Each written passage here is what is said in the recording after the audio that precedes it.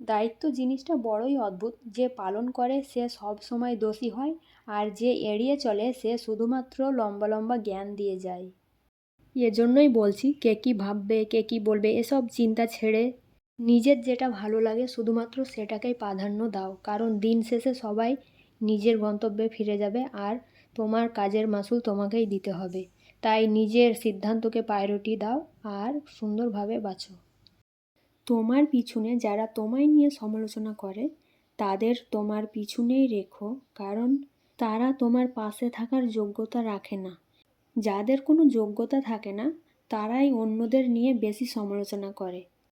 কচু পাতা দেখেছো নিশ্চয়, উপরটা সবুজ কিন্তু ভিতরটা চুলকানিতে ভরা। তেমনি কিছু মানুষ আছে উপরে মানুষের মতো দেখতে হলেও ভিতরটা পুরো আবর্জনাতে ভরা।